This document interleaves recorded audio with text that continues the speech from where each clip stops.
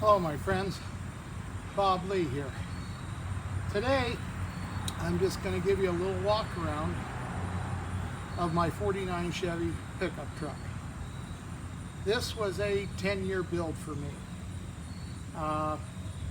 It was something that I did in my younger years, and so I just kind of want to share a little bit about it. This is the truck that's on my logo, so let me show you what I've done. This is the truck that I started with. You can see it was in pretty bad shape. So let me get started with the rest of it. Someone had put an old V8 265 Chevy motor in it. The interior was pretty tore up. I have a few shots of what the bed looked like. It was all rotted out. The truck was in pretty bad shape.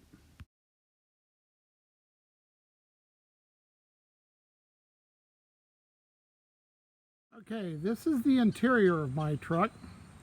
She's got 94 Silverado bucket seats in it that have been recovered. The seats have been covered in a black crushed velvet center with blue Anagahide on the blue panels. The steering column is out of a 72 Monte Carlo with the steering wheel to match. The gauges are Dolphin gauges from Florida.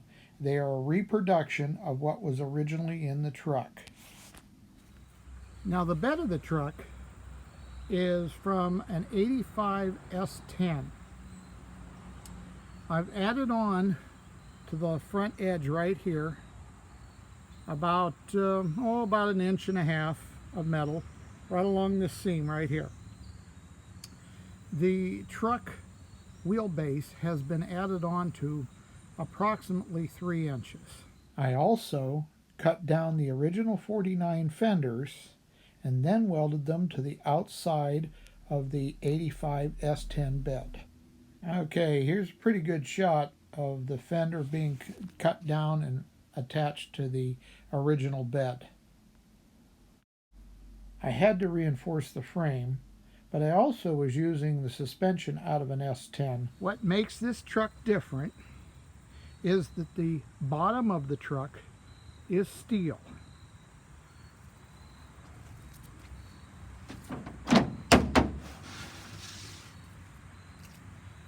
The purpose of this was so that I could use this truck as a normal truck.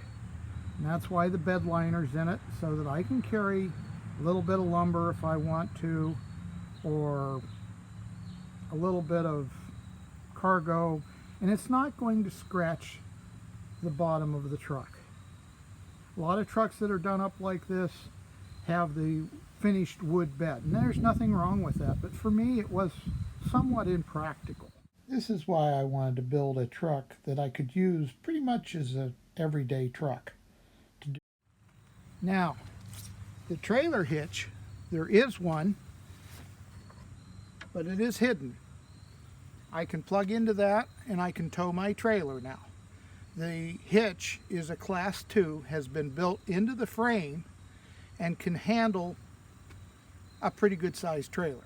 Now the power plant in this truck is a 350 Chevrolet crate motor from Summit Racing. Now the motor is not built. It is just a everyday cruiser. It has short exhaust coming out just before the rear wheels. The other thing that has been fully modified on this truck is it's all Camaro underneath. The transmission, the front disc brakes, power steering, and mechanical suspension is all Camaro. I grafted that. The significance of this is it has 9-inch disc brakes on it. It has drum in the back because I'm using the Camaro rear axle in it.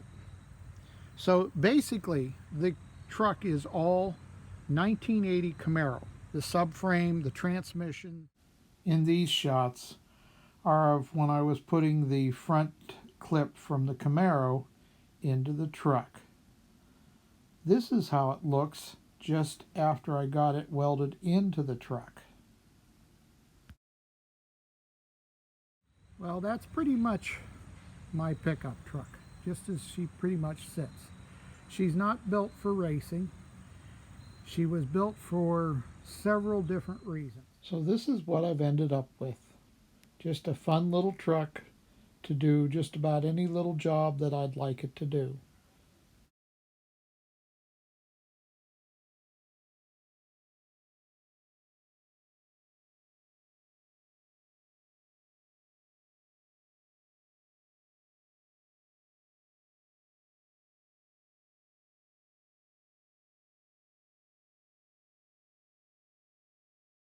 Well, thanks for watching. This was a fun project for me, and I still get to drive it, and it's still on the road. Thanks again for watching.